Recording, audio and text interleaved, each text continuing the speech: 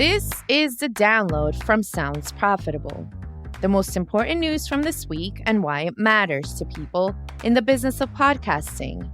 I'm Manuela Bedoya. And I'm Shreya Sharma. The download is brought to you by Magellan AI.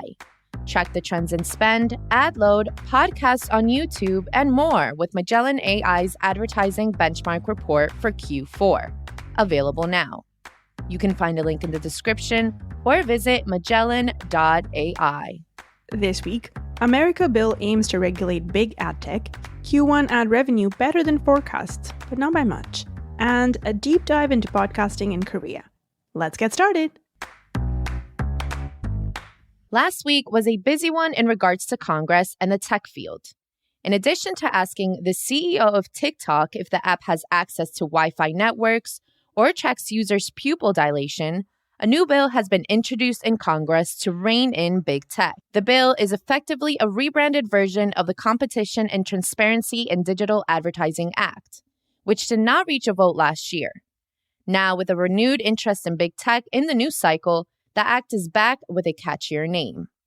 This time around, it's known as the Advertising Middleman Endangering Rigorous Internet Competition Accountability Act, or America if you ignore the extra A. Definitely flashier branding than CTIDA. The bill's author, Senator Mike Lee, aims to rein in big tech with the elimination of conflicts of interest. Under the current version of the bill, any company making more than $20 billion per year would be forced to divest any assets that allow them to own more than one part of the digital ad ecosystem. DSPs cannot own an SSP and vice versa. Buyers and sellers of digital advertising would be banned from owning either. From Alyssa Boyle's coverage in Ad Exchanger, quote, companies that make at least $5 billion from digital advertising would have to disclose the revenue streams of their individual business units, such as media selling and ad serving. This transparency requirement casts a somewhat wider net and would impact more tech companies than just big tech kahunas like Google or Meta, end quote. As Boyle points out, the requirement would create a middle class of companies like Microsoft, who make significant money in digital advertising, but don't own enough to require selling off parts of themselves under strict supervision from the Department of Justice. As mentioned, this bill didn't get enough traction last year. Now, with the TikTok CEO interview and an attempt to pass the Restrict Act, there might be enough buzz in the air to drive more interest this time around. Lee says he has bipartisan support from multiple senators from both political parties to bring regulation to big tech. If the bill were to get enough support and be voted on before Congress adjourns, the biggest consequence would be Google divesting assets it likely would have had to divest if it loses the upcoming FTC antitrust case. So while there's a lot of news whirling around about tracking, bans, and upcoming legislation, rest easy knowing the America Act would likely not impact podcasting much, if it ever comes to fruition in the first place. This week, Digiday writer Kayleigh Barber took a look back at one of the scarier podcast antagonists in recent memory, Q1 2023. Okay, perhaps that's an exaggeration, but there was a fair amount of doom and gloom reporting back in Q3 and Q4. Anxieties of waiting for a recession that may or may not ever arrive led to the fear of the near future. I quote from Barber's article, "For most of January, many publishers shared the very bleak experience of being behind 10 to 25% in their ad forecasts for the quarter. Now that March is over, publishers are surveying their wounds and finding that while ad revenue was indeed down, the numbers aren't as bad as once predicted." End quote.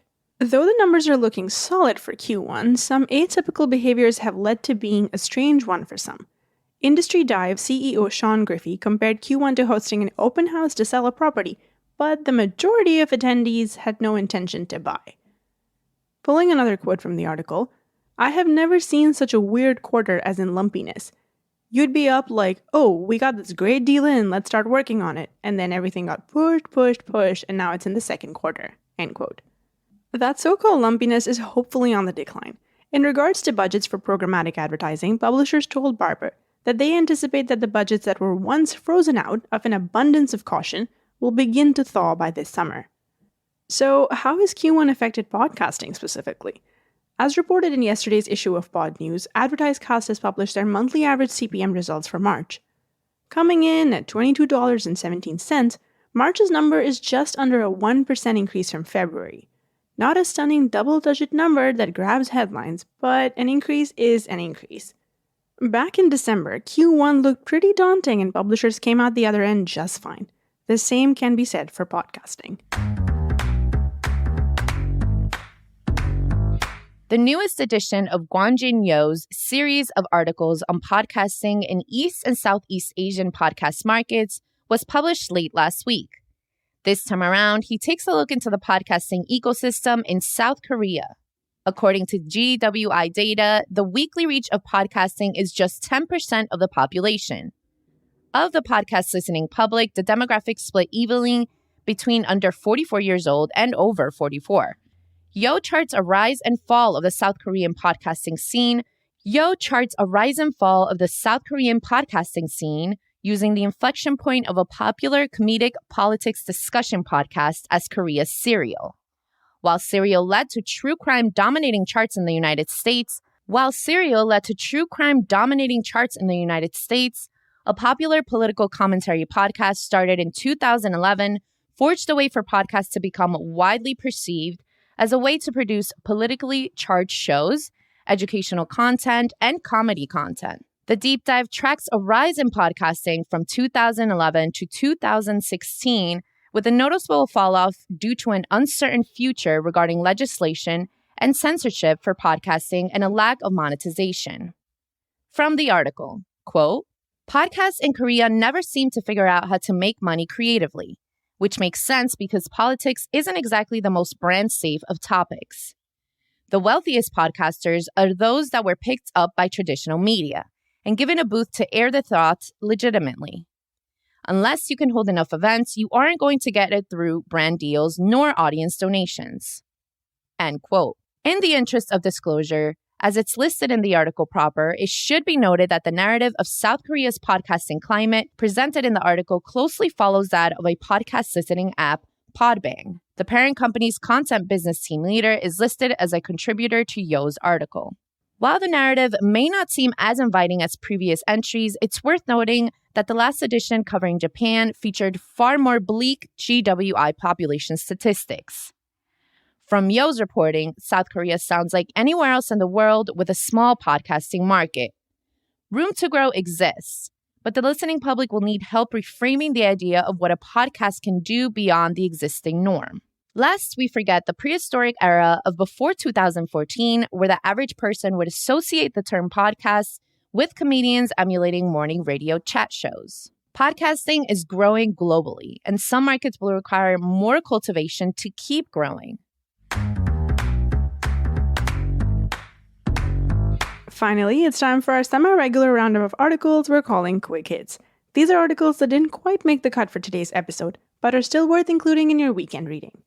This week, submissions for the Digiday Media and Technology Awards are approaching their regular deadline of May 11th. If you're interested in submitting a podcast to either category, use code SOUNDSPROFITABLE, that's all one word and lowercase, to take $100 off your submission fee. Rococo Punch launches RB Labs, a vertical dedicated to continuing education audio experiences. Audio insurgent author Eric Nazim published the text of his 7-minute Radio Days Europe speech on market saturation in audio. The speech makes a bold statement, which is, market saturation does not exist for podcasts created by genuinely motivated production teams. AdThos launches self-service AI-generated audio ads for podcast, radio, and streaming. Starting Tuesday, users of the AdThos platform now have access to the ability to generate an audio ad creative from scratch, entirely using AI tools, from the script to backing music. TuneIn adds 120,000 audiobooks to premium service by Matthew Keys. Audio streamer TuneIn has now added a sizable library of audiobooks. Some classic titles will be available for free, while premium users will have access to the entire collection. And that was The Download, brought to you by Sounds Profitable. Today's episode was built using Spooler and hosted on Art19. Find out more at spooler.fm and art19.com. I know we went through today's stories fast, so be sure to check out the links to every article mentioned. right in your podcast listening app or on soundsprofitable.com/podcast. And thank you for sticking with us as we bring you the top stories you might have missed from the past week. I'm Manuela Bedoya. And I'm Shreya Sharma. Our producers are Brian Barletta, Gavin Gaddis, and Tom Webster. Special thanks to Art19 for hosting the download. And thanks to you for joining us. Robot? Download complete.